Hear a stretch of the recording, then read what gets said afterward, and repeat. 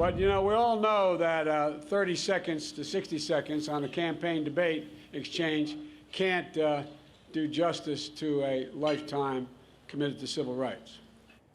Well, that is former U.S. Vice President Joe Biden. He is now defending his record on civil rights. And it comes after California Senator Kamala Harris hit hard on the issue of busing to desegregate schools on the second night of the first Democratic primary debates. Now, take a listen to what she had to say. To hear you talk about the reputations of two United States senators who built their reputations and career on the segregation of race in this country. You also worked with them to oppose busing. And, you know, there was a little girl in California who was part of the second class to integrate her public schools. And she was bused to school every day.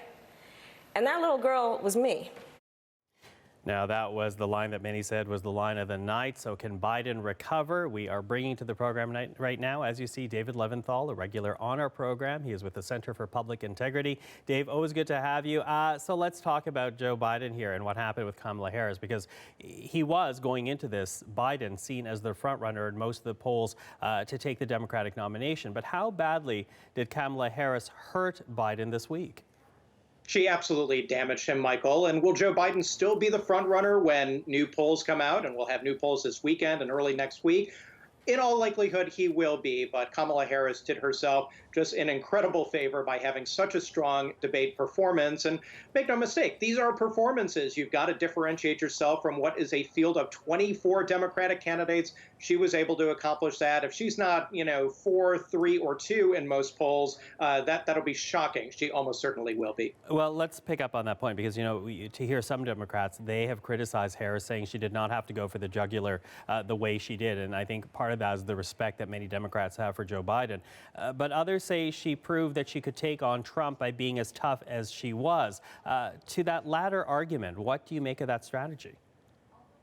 Democrats are going to have to, again, differentiate themselves. But in what way? Well, first, they have an opportunity to differentiate themselves among the field. But also, too, her strategy clearly is showing that she could be someone as a nominee who, in her own opinion, and the opinion of many Democrats, too, would be somebody who would be up to the challenge of taking on Donald Trump directly in a general election. You've got to remember that this is a kind of a two-step, two-phase election here in the United States, where you have a very long, protracted intramural primary with the individual parties, Democrats and Republicans, and then you shift to a general election phase where the Republican and the Democrat go head-to-head. So she's kind of serving both purposes here in a certain way. Mm-hmm. I wonder if this was an important moment for Biden, though. Yes, it's hurt him, but I wonder if it's an important moment for him as well, because I say this because I was reading The Atlantic today, and this weekend they say that the other candidates have been running campaigns while Biden, up until now, has only been strolling. So I wonder if this was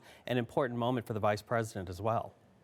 You'll always hear candidates say, or oftentimes hear candidates say, well, hey, the primary process, it made me stronger ahead of getting the nomination. You'll hear this from nominees many times. So we've got 8 months, Michael, before the first votes are going to be taken in the primaries, in the caucuses, to determine the ultimate nominee of the Democratic Party. So Joe Biden has been more or less strolling through this up until now. Joe Biden has been relying on the fact that he was vice president of the United States for 8 years. That's over right now. We've got this first debate that just happened. We're going to have another one in 3 weeks at the end of July. So this is the time for Joe Biden really to respond to the many, many criticisms he got during the debate. He's too old. He's too out of touch. He's not somebody who can be on the vanguard of issues of our time here in 2019, particularly on the issues of race or economic inequality. Those were the criticisms that Joe Biden got. Those are the ones he's trying to respond to now, and it'll be a curious 3 weeks to see how exactly he responds to that and whether it gets traction.